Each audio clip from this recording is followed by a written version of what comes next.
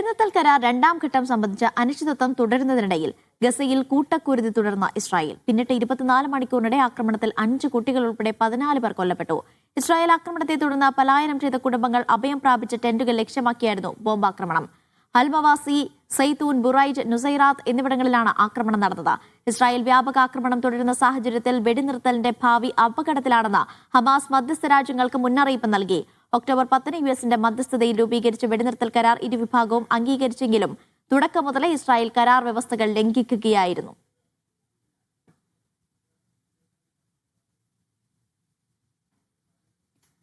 യുഎഇയുടെ വിവിധ ഭാഗങ്ങളിൽ ശക്തമായ മഴ. കിഴക്കൻ മേഖലകളിലും മലയോര പ്രദേശങ്ങളിലുമാണ് ഇന്ന് കനത്ത മഴ അനുഭവപ്പെട്ടത്. മഴയെ തുടർന്ന് താപനിലയിൽ ഗണ്യമായ കുറവുണ്ടായിട്ടുണ്ട്. വാദികൾ നിറഞ്ഞൊഴുകാൻ സാധ്യതയുള്ളതിനാൽ മലയോര മേഖലകളിൽ താമസിക്കുന്നവരും സന്ദർശകരും ജാഗ്രത പാലിക്കണമെന്ന് അധികൃതർ മുന്നറിയിപ്പ് നൽകി. മഴയുള്ളപ്പോൾ വാഹനമോടിക്കുന്നവർ അതീവ ജാഗ്രത പാലിക്കണമെന്നും മുന്നറിയിപ്പിലുണ്ട്.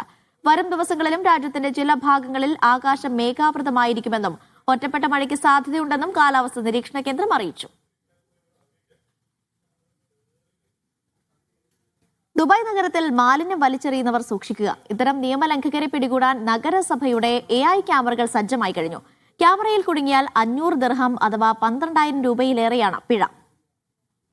ദുബായ് നഗരത്തിൽ മാലിന്യം ശേഖരിക്കാനെത്തുന്ന ഇത്തരം വാഹനങ്ങളിലാണ് ആദ്യഘട്ടത്തിൽ AI ക്യാമറകൾ സ്ഥാപിക്കുക. നഗരം മുഴുവൻ മാലിന്യം ശേഖരിക്കാനായി സഞ്ചരിക്കുന്ന ഈ വാഹനത്തിലെ RFID ക്യാമറ സംവിധാനം പരിസരം മുഴുവൻ നിരീക്ഷിക്കും. അനധികൃതമായി മാലിന്യം തള്ളുന്ന പ്രവണതയുള്ള സ്ഥലങ്ങൾ മനസ്സിലാക്കും. റോഡുകൾ, താമസ മേഖലകൾ എന്നിവയെല്ലാം ഈ ക്യാമറകൾ നിരീക്ഷിക്കും. ഉപയോഗശൂന്യമായ ഫർണിച്ചറുകൾ അലക്ഷ്യമായി ഉപേക്ഷിക്കുന്നതും നഗരത്തിന്റെ രൂപഭംഗി നശിപ്പിക്കുന്ന വിധം മാലിന്യം നിക്ഷേപിക്കുന്നതും കുറ്റകരമാണ്.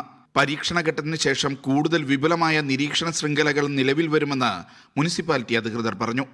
അനധികൃത മാലിന്യ നിക്ഷേപം റിപ്പോർട്ട് ചെയ്യാൻ കഴിഞ്ഞ വർഷം ഇൽത്തിസാം എന്ന ആപ്പ് നഗരസഭ പുറത്തിറക്കിയിരുന്നു. Media 1 Dubai. തദ്ദേശീയമായി നിർമ്മിച്ച കാർഗോ ഡ്രോൺ പുറത്തിറക്കിയ ഒമാൻ. 250 കിലോ ഭാരം വഹിക്കുന്ന 300 കിലോമീറ്റർ ദൂരം വരെ സഞ്ചരിക്കുന്ന ഡ്രോണാണ് പുറത്തിറക്കിയത്. മിഡിൽ ഈസ്റ്റിലെ തന്നെ ഇത്തരത്തിലുള്ള ആദ്യത്തെ സ്ട്രാറ്റജിക് ചരക്ക് ഡ്രോണാണിത്.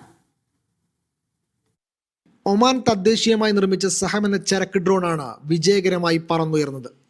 മിലിറ്ററി ടെക്നോളജിക്കൽ കോളേജിൽ നടന്ന സ്കൈ ബ്രിഡ്ജ് പരിപാടിയിൽ ഗതാഗത മന്ത്രി സായിദ് ബിൻ ഹമൂദ് അൽ മവാലിയാണ് ഡ്രോൺ ഉദ്ഘാടനം ചെയ്തത്. ഒമാന്റെ സ്വന്തം സാങ്കേതിക വിദ്യ ഉപയോഗിച്ച് നിർമ്മിച്ച ഡ്രോൺ രാജ്യത്തെ ആരോഗ്യ ലോജിസ്റ്റിക്സ് മേഖലയിൽ വലിയ മുന്നേറ്റം സൃഷ്ടിക്കുമെന്നാണ് പ്രതീക്ഷിക്കുന്നത്. ആദ്യ പരീക്ഷണ പറക്കലിൽ 100 കിലോഗ്രാം മരുന്നുകളുമായി 100 കിലോമീറ്റർ അകലെയുള്ള ജബൽ അക്തർ മലനിരകളിൽ ഡ്രോൺ കൃത്യമായി സാധനങ്ങൾ എത്തിച്ചു. അതിവേഗത്തിലുള്ള വിതരണ ശൃംഖല ഉറപ്പാക്കാൻ രൂപകൽപ്പന ചെയ്ത ഈ ഡ്രോണിന് പരമാവധി 250 കിലോഗ്രാം ഭാരം വഹിക്കാനാവും. 300 കിലോമീറ്റർ ദൂരം വരെ സഞ്ചരിക്കാനും ശേഷിയുണ്ട്. ദുർഘടമായ മലനിരകളും താഴ്വരകളും കടന്ന് വിദൂര പ്രദേശങ്ങളിലേക്ക് അവശ്യ സാധനങ്ങൾ എത്തിക്കാൻ സഹൻ ഡ്രോൺ ഏറെ സഹായകരമാകും. ഇബ്നു ഫിർനാസ് സെന്റർ ഫോർ ഡ്രോൺസിന്റെ നേതൃത്വത്തിൽ ഒമാനി വിദഗ്ധരാണ് ഡ്രോൺ വികസിപ്പിച്ചെടുത്തത്. വരും ദിവസങ്ങളിൽ കൂടുതൽ ഭാരം വഹിക്കാവുന്ന ഡ്രോണുകൾ നിർമ്മിക്കാനാണ് ലക്ഷ്യമിടുന്നത്. Media 1 Muscat.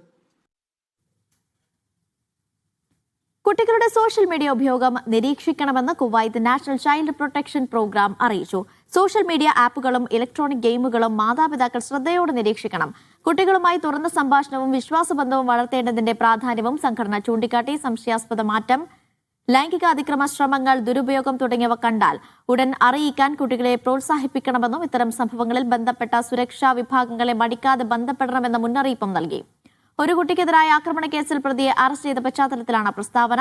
കേസിൽ വേഗത്തിൽ ഇടപെട്ട ആഭ്യന്തര മന്ത്രാലയത്തിന്റെ ക്രിമിനൽ ഇൻവെസ്റ്റിഗേഷൻ വിഭാഗത്തെ KNCPP അഭിനന്ദിച്ചു.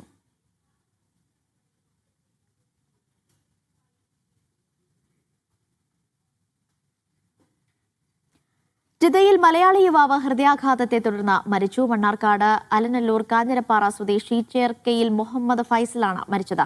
49 വയസ്സായിരുന്നു. സ്വകാര്യ ആശുപത്രിയിൽ വെച്ചായിരുന്നു മരണം. ജിദ്ദ KMCC വെൽഫെയർ വിങ്ങിന് കീഴിൽ നടപടികൾ പൂർത്തിയാക്കുന്നുണ്ട്. കോഴിക്കോട് വടകര മണിയൂർ സ്വദേശി റാസൽ കൈമിയിൽ മരിച്ചു. റാഗ് ബർഗർ സ്പോർട്ട് പാർട്ണറായ ജംഷീദ് പുതിയോട്ടിലാണ് ഹൃദയാഘാതത്തെ തുടർന്ന് മരിച്ചത്. 41 വയസ്സായിരുന്നു. പാലയാട്ട് നട ഇരിങ്ങൽ പുതിയോട്ട് ഹൌസിൽ ഹംസയുടെയും നഫീസയുടെയും മകനാണ്.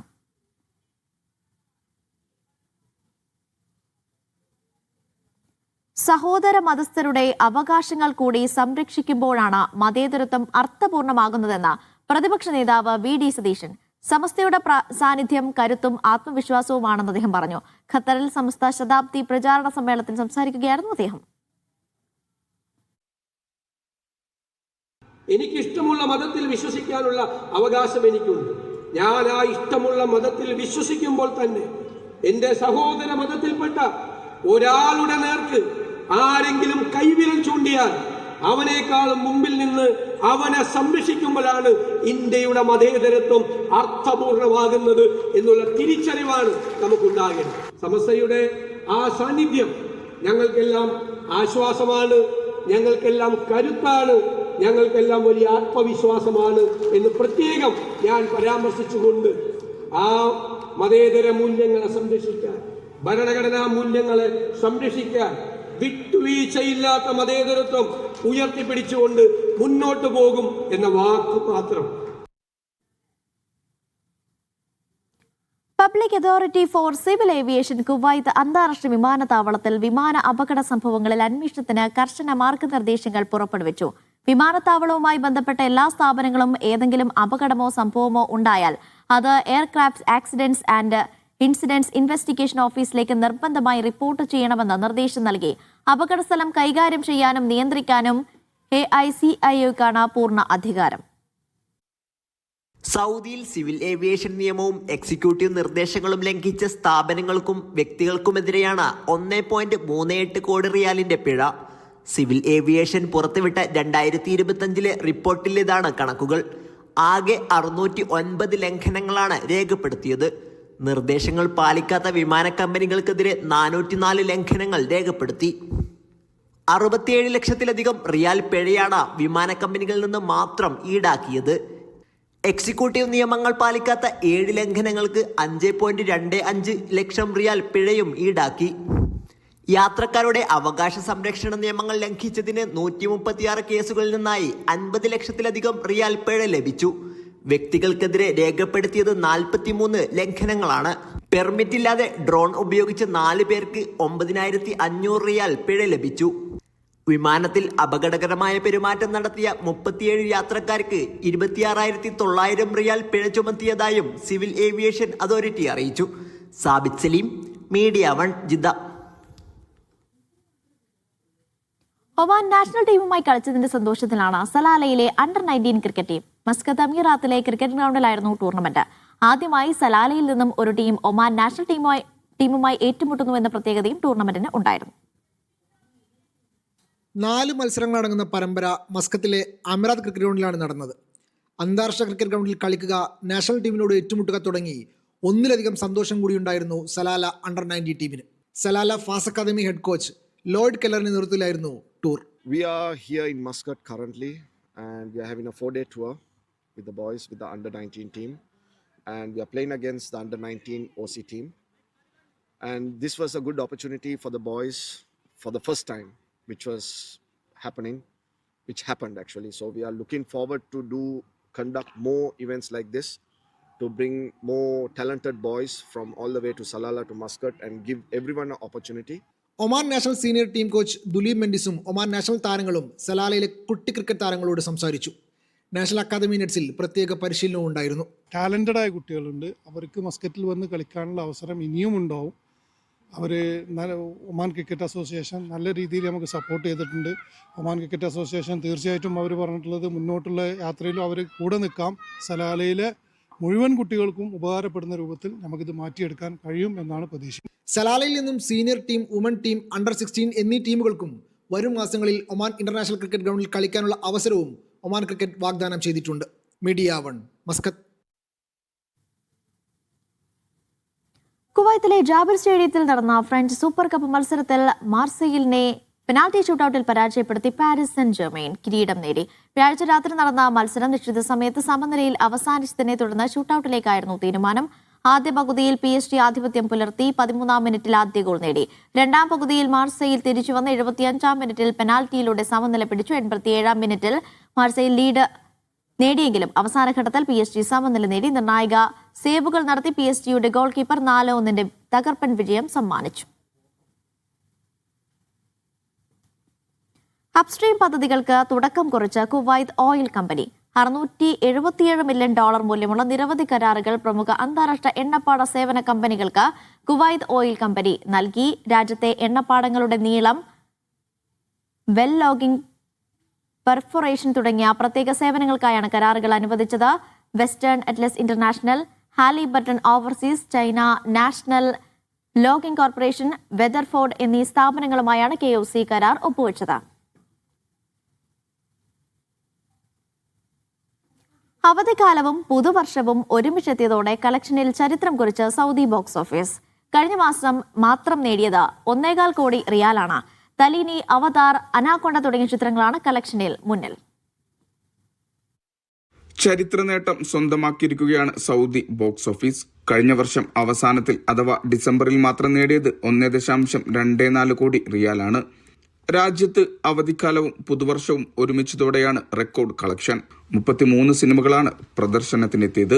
വിറ്റഴിഞ്ഞത് 2,33,900 ടിക്കറ്റുകളും. തലീനിയാണ് ഏറ്റവും കൂടുതൽ കളക്ഷൻ വാരിയ ചിത്രം. 60,600 ടിക്കറ്റുകൾ വിറ്റഴിഞ്ഞ് 35 ലക്ഷം റിയാലാണ് നേട്ടം. അവതാർ ഫയർ ആൻഡ് ആഷ് 18 ലക്ഷം റിയാൽ വരുമാനത്തോടെ 2ാം സ്ഥാനം നേടി. 17 ലക്ഷം റിയാലോടെ അനാക്കൊണ്ടയാണ് 3ാം സ്ഥാനത്ത്. സെർച്ച് ഫോർ സ്ക്വയർ പാൻസ് എന്ന ചിത്രം 10 ലക്ഷം റിയാൽ നേടി 4ാം സ്ഥാനത്തെത്തി.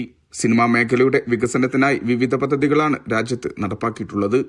ഇതിന്റെ കൂടി പ്രതിഫലനമാണ് നേട്ടം. ഷാൽചത് Pulassery, media 1, Riyadh.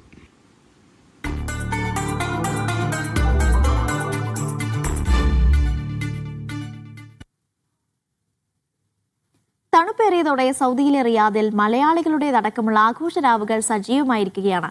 മത്തിപൊരിച്ചും chicken ചുട്ടും mini food street തന്നെ ഒരുക്കിയായിരുന്നു റിയാദ് ടാക്കീസ് കഴിഞ്ഞ രാത്രി സജീവമാക്കിയത്. ഭക്ഷണ വൈവിധ്യം ആസ്വദിക്കാനും കൂടിയിരിക്കാനും ഒക്കെയായി നിരവധി മലയാളികളാണ് കൂട്ടായ്മയുടെ വിന്റർ ഫെസ്റ്റിൽ എത്തിയത്. റിയാദിൽ നിന്നും വിശാൽ ചെർപ്പുളശ്ശേരി തയ്യാറാക്കിയ റിപ്പോർട്ടിലേക്ക്. കേവലം 1 റിയാൽ മുടക്കുമ്പോൾ നിങ്ങൾക്ക് ലഭിക്കുന്ന അഞ്ചുവളകൾ.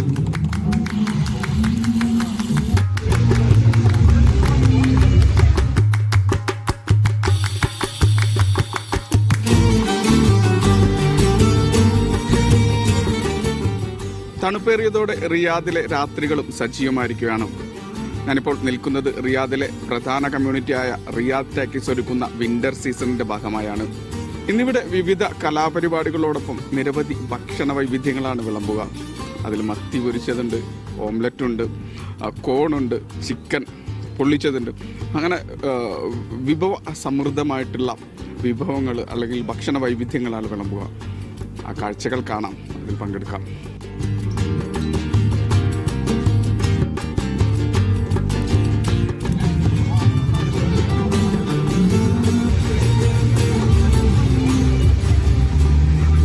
ആഘോഷിക്കാൻ അവസരം നോക്കി നടക്കുന്നവരാണ് റിയാദിലെ മലയാളികൾ. ക്രിസ്മസും ന്യൂ ഇയറും കഴിഞ്ഞ് ദിവസങ്ങൾ പിന്നിട്ടുവെങ്കിലും ആഘോഷങ്ങൾ ഒടുങ്ങിയിട്ടില്ല. മത്തിപൊരിച്ചും ചിക്കൻ ചുട്ടും ചൂടുള്ള സൂപ്പ് വിളമ്പിയും കഴിഞ്ഞ രാത്രി പൊടിപൊടിച്ചു. ക്രിസ്മസിൽ മത്തിക്കെന്താണ് കാര്യമെന്ന് ചോദിച്ചാൽ ഉത്തരമുണ്ടാവില്ല. എന്നാൽ ഇവിടെ ഇങ്ങനെയൊക്കെയാണ് ആഘോഷങ്ങൾ.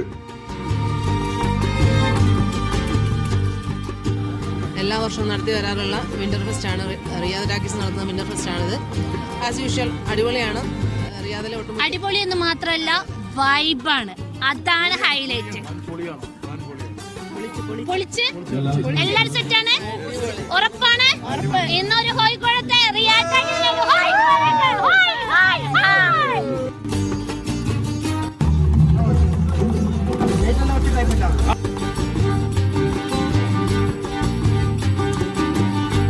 തട്ടുകട സ്പെഷ്യൽ ഓംലെറ്റും ബ്രെഡും, നാവിൽ വെള്ളമൂറുന്ന ഉപ്പിലിട്ടത്, വിവിധയിനം ചായകൾ, പിന്നെ എല്ലാത്തിനെയും തോൽപ്പിച്ച വൈറൽ മസാല ഫ്രൂട്ട്. അങ്ങനെ പോകുന്നു വിഭവക്കൂട്ടുകൾ.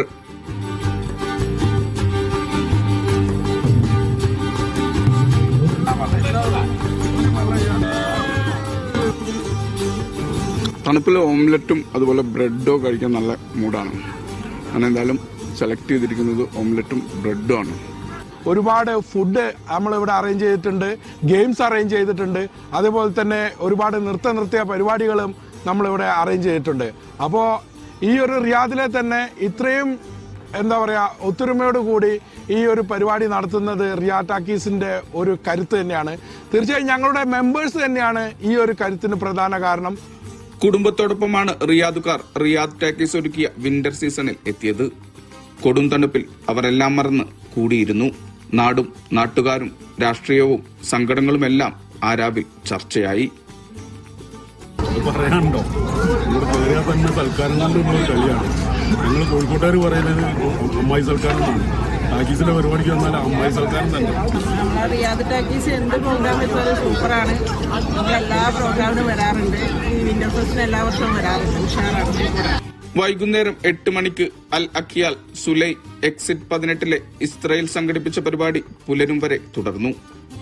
ക്രിസ്മസ് കരോളും വിവിധ കലാപരിപാടികളും മത്സരങ്ങളും തണുപ്പുള്ള രാത്രിക്ക് ആവേശമായി.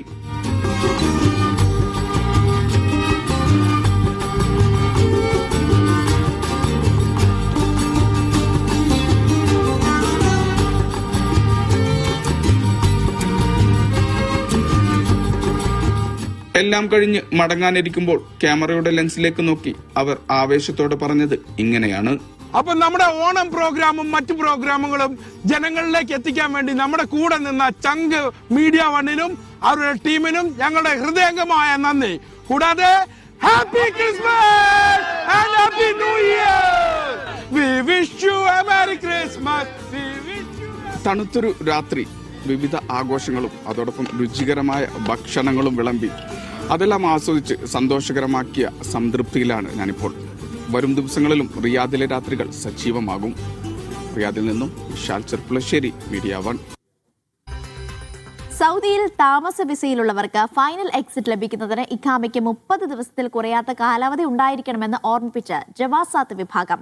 30 ദിവസത്തിനും 60നും ഇടയിൽ കാലാവധിയുള്ളവർ എക്സിറ്റ് നേടുമ്പോൾ ഫൈനൽ എക്സിറ്റ് വിസയുടെ കാലാവധി അവശേഷിക്കുന്ന ദിവസങ്ങൾ മാത്രമായിരിക്കുമെന്നും അതോറിറ്റി വ്യക്തമാക്കി. സൗദി പാസ്പോർട്ട് വിഭാഗമാണ് ഇത് സംബന്ധിച്ച നിർദ്ദേശം വീണ്ടും ഓർമ്മപ്പെടുത്തിയത്. രാജ്യത്ത് താമസ വിസയിൽ കഴിയുന്ന വിദേശികളുടെ ഫൈനൽ എക്സിറ്റ് നടപടികൾ പൂർത്തിയാക്കുന്നതിന് ഇഖാമക്ക് 30 ദിവസത്തിൽ കുറയാത്ത കാലാവധി ഉണ്ടാകണം. 30 ദിവസത്തിൽ കുറവാണെങ്കിൽ ഇഖാമ പുതുക്കിയതിനു ശേഷം മാത്രമേ എക്സിറ്റ് നേടാനാവൂ എന്നും അതോറിറ്റി വ്യക്തമാക്കി. 30നും 60നും ഇടയിൽ കാലാവധിയുള്ളവർക്ക് അനുവദിക്കുന്ന എക്സിറ്റ് വിസയുടെ കാലാവധി ഇഖാമയിലെ അവശേഷിക്കുന്ന ദിവസങ്ങളായിരിക്കും. 60 ദിവസത്തിൽ കൂടുതൽ ഇഖാമ കാലാവധിയുള്ളവർക്ക് അനുവദിക്കുന്ന എക്സിറ്റ് വിസ കാലാവധി പരമാവധി 60 ദിവസമായിരിക്കുമെന്നും ജവാസാത്ത് വിശദീകരിച്ചു. ഫൈനൽ എക്സിറ്റ് വിസ ഫ്രീയായി ഓൺലൈൻ പ്ലാറ്റ്ഫോമായ മുക്കീം, അബ്ഷിർ പ്ലാറ്റ്ഫോമുകൾ വഴി നേടാനാകും. Naushad റിക്കൂർ, media 1, Dammam. ബഹ്റൈൻ സാമ്പത്തിക മേഖല വളർച്ച കൈവരിച്ചതായും GDP 4.0% ഉയർച്ച കൈവരിച്ചതായും റിപ്പോർട്ട്. ധനകാര്യ ദേശീയ സാമ്പത്തിക മന്ത്രാലയം പുറത്തുവിട്ട സാമ്പത്തിക റിപ്പോർട്ടാണ് ഇക്കാര്യം വ്യക്തമാക്കുന്നത്. ഇൻഫർമേഷൻ ആൻഡ് ഇ ഗവൺമെന്റ് അതോറിറ്റിയുടെ റിപ്പോർട്ട് പ്രകാരം എണ്ണ മേഖലയിലെ പ്രവർത്തനങ്ങളിലുണ്ടായ 9.3% വർധനയും എണ്ണ ഇതര മേഖലകളിലെ 3.1% വളർച്ചയും രാജ്യത്തിന്റെ സാമ്പത്തിക പുരോഗതിക്ക് ശക്തി പകർന്നിട്ടുണ്ട്. ബഹ്റൈന്റെ മൊത്തം ആഭ്യന്തര ഉൽപാദനത്തിന്റെ 85% എണ്ണ ഇതര മേഖലകളിൽ നിന്നായത് സമ്പദ്വ്യവസ്ഥയുടെ വൈവിധ്യവൽക്കരണത്തിന്റെ വിജയമായും റിപ്പോർട്ട് വിലയിരുത്തുന്നു. എണ്ണ ഇതര വിഭാഗങ്ങളിൽ 5.4% വളർച്ചയുമായി റിയൽ എസ്റ്റേറ്റ് മേഖലയും സാമ്പത്തിക മേഖലയിലെ വളർച്ചയ്ക്ക് ഗതിവേഗം പകരുന്നുണ്ട്. ധനകാര്യ ഇൻഷുറൻസ് മേഖലകൾ 5% വളർച്ച രേഖപ്പെടുത്തി തൊട്ടുപിന്നിലെത്തി. മൊത്ത ചില്ലറ വ്യാപാര മേഖല 3.3%, ഇൻഫർമേഷൻ ആൻഡ് കമ്മ്യൂണിക്കേഷൻ രംഗം 2.1% വളർച്ച നേടി. ടൂറിസം, ഭക്ഷണ സേവന മേഖലകളിൽ 1.5% വർധനയുണ്ടായി. എണ്ണയിൽ നിന്നുള്ള വരുമാനത്തെ മാത്രം ആശ്രയിക്കാതെ വിവിധ സേവന നിർമ്മാണ മേഖലകളെ മുൻനിർത്തിയുള്ള ബഹ്റൈന്റെ സാമ്പത്തിക നയങ്ങൾ സാമ്പത്തിക വളർച്ചയ്ക്ക് ഗതിവേഗം പകരുന്നതായും റിപ്പോർട്ട് വ്യക്തമാക്കുന്നു. Media 1, Bahrain. കുവൈത്തിൽ ടൂറിസം മേഖലയിൽ വൻ വികസനവുമായി ഗ്രീൻ ഐലൻഡ് ടൂറിസം പദ്ധതി. ഗ്രീൻ ഐലൻഡിനെ നവീകരിച്ച് രാജ്യത്തിന്റെ വിനോദ സാംസ്കാരിക ടൂറിസം ആകർഷണം വർദ്ധിപ്പിക്കുകയാണ് പദ്ധതിയുടെ ലക്ഷ്യമെന്ന് വാർത്താവിനിമയ മന്ത്രി അബ്ദുൾ റഹ്മാൻ അൽ മുത്തൈരി പറഞ്ഞു. പരിസ്ഥിതി പൈതൃക മൂല്യമുള്ള കേന്ദ്രങ്ങളിൽ സുസ്ഥിര നിക്ഷേപം പ്രോത്സാഹിപ്പിക്കുന്ന സർക്കാർ നയങ്ങളുടെ ഭാഗമാണിതെന്നും മന്ത്രി വ്യക്തമാക്കി. പദ്ധതിയിൽ ഗുണനിലവാരം, സുരക്ഷ, പ്രവർത്തനക്ഷമത എന്നിവയ്ക്ക് മുൻതൂക്കം നൽകുമെന്ന് അറിയിച്ചു. 1988 തുറന്ന ഗ്രീൻ ഐലൻഡ് കുവൈത്തിന്റെ ആദ്യ കൃത്രിമ ദ്വീപം, പ്രധാന വിനോദസഞ്ചാര കേന്ദ്രവുമാണെന്ന് tourism enterprises company CEO Anwar Al Halila പറഞ്ഞു. പൈതൃക മൂല്യം സംരക്ഷിച്ച ദ്വീപിനെ ആധുനിക ടൂറിസം കേന്ദ്രമായി മാറ്റുക എന്നതാണ് ലക്ഷ്യമെന്നും അദ്ദേഹം കൂട്ടിച്ചേർത്തു. സൗദിയിലെ ഖമീസ് മുഷായത്തിൽ റിസാല സ്റ്റഡി സർക്കിൾ കലാലയം സാംസ്കാരിക വേദി സാഹിത്യോത്സവം സംഘടിപ്പിച്ചു. വിവിധ സെക്ടറുകളിൽ നിന്നായി നിരവധി കലാകാരന്മാർ മത്സരങ്ങളിൽ മാറ്റുരച്ചു. മുഹമ്മദ് സഖാഫി മാവൂർ സാഹിത്യോത്സവം ഉദ്ഘാടനം ചെയ്തു. സാംസ്കാരിക സമ്മേളനം King Khalid university professor Nooh Abdullah Khan ഉദ്ഘാടനം ചെയ്തു. നിയാസ് കാക്കൂർ, മുഹമ്മദ് ഷാ മൊയ്തീൻ മാവൂർ, യൂസുഫ് ഉസ്മാൻ സഖാഫി, റഹ്മത്തുള്ള പട്ടിക്കാട് തുടങ്ങിയവർ പങ്കെടുത്തു.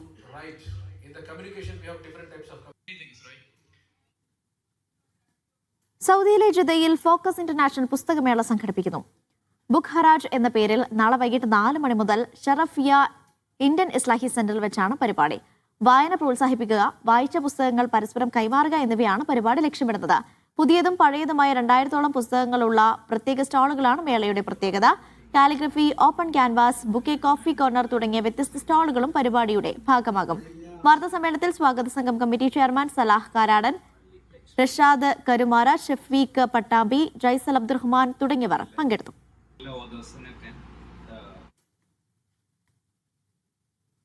5 വർഷത്തിനിടെ ഒരു ഹർത്താൽ പോലും നടത്തിയിട്ടില്ലെന്ന് പ്രതിപക്ഷ നേതാവ് വി ഡി സതീശൻ. അതിൽ അഭിമാനമുണ്ട്. നിക്ഷേപ സംഗമത്തിൽ സർക്കാരിനേക്കാൾ ശക്തമായി കേരളത്തിന് വേണ്ടി സംസാരിച്ചെന്നും സതീശൻ പറഞ്ഞു. ഖത്തറിൽ കേരള ബിസിനസ് ഫോറം സംഘടിപ്പിച്ച സ്വീകരണത്തിൽ സംസാരിക്കുകയായിരുന്നു അദ്ദേഹം. എന്നോട് ഒരാളെ ചോദിച്ചു, എന്താണ് 5 വർഷം കൊണ്ടുള്ള ഏറ്റവും വലിയ അഭിമാനം എന്ന് ചോദിച്ചു. പ്രതിപക്ഷ നേതാവായി ഏറ്റവും വലിയ അഭിമാനകരമായ കാര്യം നമ്മൾ കഴിഞ്ഞ 5 വർഷമായിട്ട് എനിക്കുള്ള ഏറ്റവും അഭിമാനകരമായ കാര്യം ഞാൻ ഒരു ഹർത്താൽ പോലും നടത്തിയിട്ടുണ്ട്. ഞാൻ ഇൻവെസ്റ്റേഴ്സ് മീറ്റിൽ ഗവൺമെന്റിനേക്കാൾ സ്ട്രോങ് ആയിട്ട് ഞാൻ കേരളത്തിന് വേണ്ടി സംസാരിച്ചു. നിങ്ങളെ കൂടെ വന്നു, നിങ്ങൾ പേടിയോട് ഇഷ്യൂ ഉണ്ടാവില്ല, ഒരു കുഴപ്പമുണ്ടാവില്ല എന്ന് പറഞ്ഞു. ഞാൻ പ്രതിപക്ഷ നേതാവാണെന്ന് പറഞ്ഞിട്ട് ഇവിടെ ഒന്നും ചെയ്തിട്ട് കാര്യമില്ല എന്ന് പറഞ്ഞാൽ അങ്ങനെയാണ്. ഗവൺമെന്റ് സംസാരിച്ചേക്കാൾ കൂടുതൽ നിങ്ങൾ കേരളത്തിലേക്ക് വരാനാണ്. ഞങ്ങളൊക്കെ ഉണ്ടാവും കൂടെ, ഞങ്ങളെന്നാലും ഒപ്പോസ് ഇല്ലെന്നാണ്. ലോകമെമ്പാടുമുള്ള പ്രമുഖ കോണ്ടന്റ് ക്രിയേറ്റർമാർ സമ്മേളിക്കുന്ന 1 മില്യൺ ഫോളോവേഴ്സ് സമ്മിറ്റിന് ദുബൈയിൽ തുടക്കമായി. ഇത് 4ാം തവണയാണ് ദുബായ് സോഷ്യൽ മീഡിയ രംഗത്തുള്ളവരുടെ ഉച്ചകോടി സംഘടിപ്പിക്കുന്നത്. ദുബായ് ഗവൺമെന്റ് മീഡിയ ഓഫീസാണ് Emirates Towers, Dubai Future Museum എന്നിവിടങ്ങളിലായി 1 ബില്യൺ ഫോളോവേഴ്സ് സമ്മിറ്റ് ഒരുക്കുന്നത്. UAE ക്യാബിനറ്റ് അഫയേഴ്സ് മന്ത്രി മുഹമ്മദ് അൽ ഗർഗാവി ഉച്ചകോടിയുടെ ഉദ്ഘാടനം നിർവഹിച്ചു. ഉള്ളടക്കം നന്മയ്ക്ക് എന്ന പ്രമേയത്തിൽ 3 ദിവസം നീളുന്നതാണ് ഉച്ചകോടി. പ്രമുഖ ഇൻഫ്ലുവൻസർമാരടക്കം 15,000 കണ്ടന്റ് നിർമ്മാതാക്കൾ ഉച്ചകോടിയിലെത്തും. യൂട്യൂബ്, മെറ്റ തുടങ്ങി വൻകിട സ്ഥാപനങ്ങളിൽ നിന്നുള്ള 500 പ്രഭാഷകർ സദസ്സുമായി സംവദിക്കും. ഉച്ചകോടി സന്ദർശിക്കാനായി ദുബായ് ഭരണാധികാരി ഷെയ്ഖ് മുഹമ്മദും വേദിയിലെത്തിയിരുന്നു. 522 കണ്ടന്റ് ക്രിയേറ്റർമാർ പഠനം പൂർത്തിയാക്കി പുറത്തിറങ്ങുന്ന ചടങ്ങിലും അദ്ദേഹം പങ്കെടുത്തു. Media 1 Dubai. അജ്മാനിൽ ആദ്യത്തെ സംയോജിത ഇലക്ട്രിക് വാഹന ചാർജിംഗ് കേന്ദ്രം പ്രവർത്തനം ആരംഭിച്ചു. Sheikh Abdul Aziz bin Humaid Al Nuaimi കേന്ദ്രത്തിന്റെ ഉദ്ഘാടനം നിർവഹിച്ചു. UAV എന്ന സ്ഥാപനമാണ് കേന്ദ്രം സജ്ജമാക്കിയത്. UAEയിലെ വടക്കൻ എമിറേറ്റുകളിൽ തന്നെ ആദ്യമായാണ് ഇത്തരമൊരു ചാർജിംഗ് സൗകര്യമെന്ന് അധികൃതർ പറഞ്ഞു. UDF അധികാരത്തിലെത്തിയാൽ പ്രവാസി ക്ഷേമത്തിനായി 200-ലധികം പദ്ധതികൾ കയ്യിലുണ്ടെന്ന് പ്രതിപക്ഷ നേതാവ് വി ഡി സതീശൻ. കേരളത്തിന്റെ സ്വപ്ന പദ്ധതികളിലെല്ലാം പ്രവാസികൾക്ക് പങ്കാളിത്തമുണ്ടാകുമെന്നും സതീശൻ പറഞ്ഞു. ഖത്തറിൽ ഇൻകാസ് കുടുംബ സംഗമത്തിൽ സംസാരിക്കുകയായിരുന്നു അദ്ദേഹം.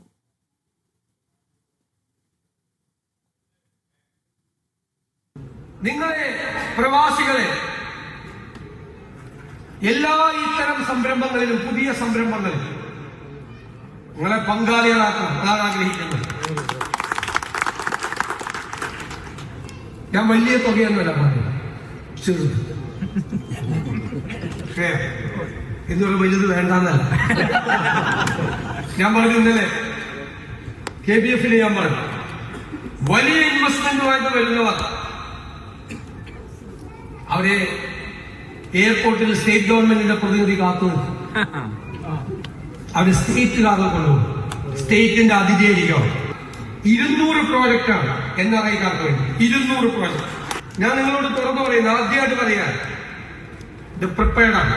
ഇപ്പൊ ഉണ്ട് കയ്യിൽ, അധികാരത്തിൽ വന്നിട്ടല്ല, ഇപ്പൊ നമ്മുടെ കയ്യിലുണ്ട് 200ഓളം പ്രോജക്റ്റുകൾ നിങ്ങളെ പങ്കാളികളാകാൻ സാധിക്കുന്നത്. മഞ്ചീസ് ഫാസ്റ്റ് ഫുഡിന്റെ ഏറ്റവും പുതിയ ശാഖയ്ക്ക് സൗദിയിലെ ഹായിലിൽ തുടക്കമായി. ഇതോടെ മഞ്ചീസിന്റെ 9ാമത് ശാഖയ്ക്കാണ് തുടക്കമായത്. ചിക്കൻ മത്സ്യ വിഭവങ്ങൾക്ക് പേരുകേട്ട ഫാസ്റ്റ് ഫുഡ് ശൃംഖലയാണ് മഞ്ചീസ്. മനം നിറയും രുചിക്കൂട്ടൊരുക്കി മഞ്ചീസ് ഫാസ്റ്റ് ഫുഡ് ഹായിൽ സിറ്റി സെന്ററിൽ പ്രവർത്തനം ആരംഭിച്ചു. സിറ്റി ഫ്ലവർ ഹൈപ്പർ മാർക്കറ്റിന് സമീപമാണ് പുതിയ ശാഖ. City flower executive director Muhasin Ahmed ശാഖയുടെ ഉദ്ഘാടനം നിർവഹിച്ചു. Senior director E K. Raheem, Nibin Lal, Muhammad Ali, Sijo, Manoj Tirur എന്നിവരുടെ സാന്നിധ്യത്തിലായിരുന്നു ചടങ്ങ്.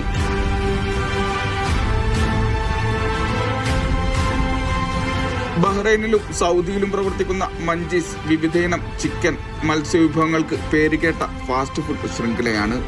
ഗ്രൂപ്പിന്റെ 9ാമത് ശാഖയാണ് ഹായിലിൽ ഇപ്പോൾ പ്രവർത്തനം ആരംഭിച്ചത്.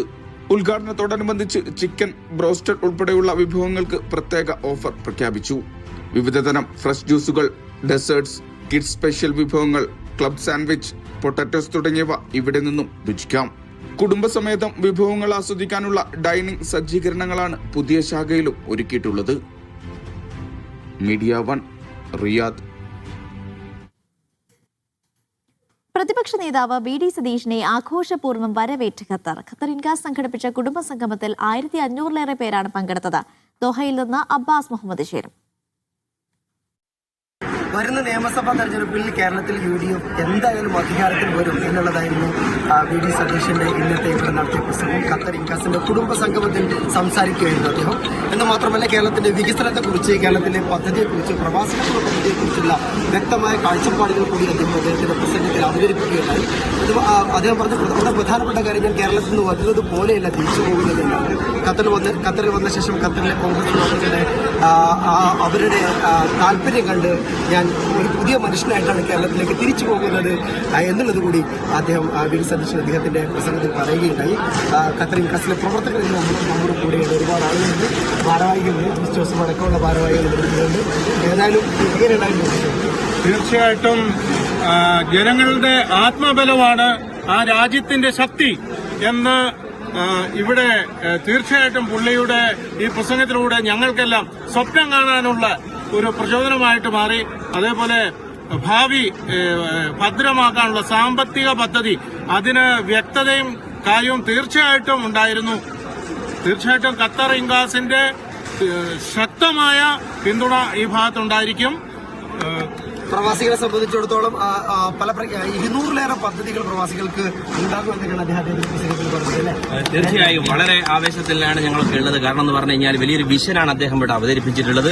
തീർച്ചയായും വരാനിരിക്കുന്ന നിയമസഭാ തെരഞ്ഞെടുപ്പ് UDF തൂക്കുമെന്നുള്ള കാര്യത്തിൽ യാതൊരു സംശയവുമില്ല. എല്ലാ ഇൻകാസ് പ്രവർത്തകന്മാരും ഒറ്റക്കെട്ടായി ഞങ്ങൾ ഇന്നു മുതൽ ഞങ്ങൾ പ്രവർത്തന രംഗത്തിറങ്ങുകയാണ്.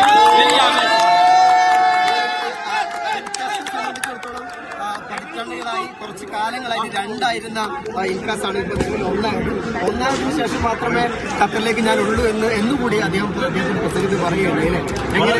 വളരെ ആവേശകരമായ ഒരു പ്രസംഗമായിരുന്നു BD സതീശിന്റെ. ഞങ്ങൾ ഇൻകാസ് ഫാമിലി ഒന്നായി അതിന്റെ ആവേശകരമായ ഒരു പ്രസംഗം. അതുപോലെ തന്നെ എല്ലാ അണികളിലും 2026 ഇന്ത്യൻ നാഷണൽ കോൺഗ്രസ് തൂത്തുവാരും ഒരു സംശയമില്ല. ഓക്കെ, ഒരുപാട് പദ്ധതികളൊക്കെ പറയുകയുണ്ടായി. ഒരു വിഷൻ അന്നത്തെ പ്രസംഗത്തിൽ പറയുകയുണ്ടായി. എന്താണ് തോന്നിയത്?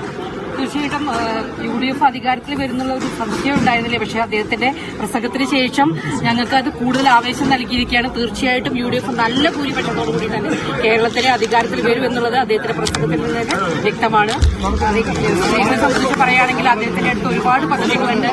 തീർച്ചയായിട്ടും സ്ത്രീകൾക്ക് ഉപകാരപ്രദമായ നിരവധി പദ്ധതികളെക്കുറിച്ചും അദ്ദേഹം പറഞ്ഞു. തീർച്ചയായിട്ടും UDFന്റെ അടുത്ത UDFന്റെ വിജയത്തിനായി ഞങ്ങൾ കാതോർത്തിരിക്കുകയാണ്. Thank you. എന്നാലും ഇവിടെ ഹൈദർക്ക നമ്മുടെ ഇൻകാസിൽ വളരെ പ്രധാനപ്പെട്ട ഒരു ഫൗണ്ടർ മെമ്പർ എന്ന രീതിയിൽ പറയുകയാണ്. ഇപ്പോൾ നിലവിലെ രക്ഷാധികാരിയാണ്. എന്താണ് BD സതീശൻ പ്രസംഗിച്ചു പോയി, എന്താണ് തോന്നുന്നത്? BD സതീശൻ പറഞ്ഞത് കേരളത്തിലെ കോൺഗ്രസ് UDF വ്യക്തമായ കാഴ്ചപ്പാടോട് കൂടിയാണ് 2026 തെരഞ്ഞെടുപ്പിന് മുന്നിൽ. അത് കേവലം ഒരു വിജയമല്ല, കേരളത്തിന്റെ ഭാവിയെക്കുറിച്ച് വ്യക്തമായ കാഴ്ചപ്പാടും നിലപാടുമുള്ള നേതൃത്വമാണ് ഈ തെരഞ്ഞെടുപ്പിന് നേതൃത്വം കൊടുക്കുന്നത്. അതുകൊണ്ട് തന്നെ പ്രവാസ ലോകത്ത് വലിയ പ്രതീക്ഷയിലാണ്. ഇപ്പോൾ BD സതീശൻ പറയുണ്ടായി 200ഓളം പദ്ധതികൾ പ്രവാസികൾക്ക് വേണ്ടി മാത്രമായിട്ട് ഒരുക്കിയിരിക്കുകയാണ്. അങ്ങനെ ഓരോ രംഗത്തും കേരളത്തിലെ ജ്ഞാനോന്മുഖമായ വികസനത്തിന് വേണ്ട പ്രവർത്തനവുമായി കാഴ്ചപ്പാട് പോകുമ്പോൾ അതിന് പരിപൂർണ്ണ പിന്തുണ ഇൻഗാസ് ഖത്തറിന്റെ പേരിലുണ്ടാവുമെന്ന് അറിയാൻ ഞാൻ ശ്രമിക്കുന്നു.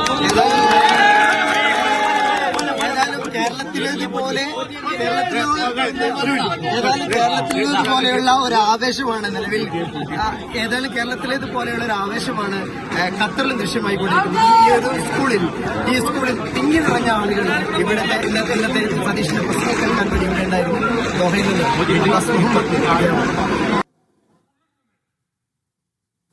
വിദേശ രാജ്യത്തെ അധിക്ഷേപിച്ചതിനും വ്യാജ വാർത്തകൾ പ്രചരിപ്പിച്ചതിനും ബഹ്റൈൻ സ്വദേശിക്ക് കോടതി 6 മാസം തടവും 200 ദിനാർ പിഴയും ശിക്ഷ വിധിച്ചു. 4ാം മൈനർ ക്രിമിനൽ കോടതിയാണ് ശിക്ഷ വിധിച്ചത്. ഒരു ചാനലിലൂടെ പ്രതി നടത്തിയ പ്രസ്താവനകളും 2 വീഡിയോ ക്ലിപ്പുകളും പ്രതിക്കെതിരെയുള്ള തെളിവുകളായി. അഭിപ്രായ സ്വാതന്ത്ര്യം ഉത്തരവാദിത്തോടെ വിനിയോഗിക്കണമെന്നും വിദ്വേഷം പടർത്താനോ ഐക്യം തകർക്കാനോ കലാപമുണ്ടാക്കാനോ വാക്കുകളെ ദുരുപയോഗം ചെയ്യരുതെന്നും പ്രോസിക്യൂഷൻ മുന്നറിയിപ്പ് നൽകി.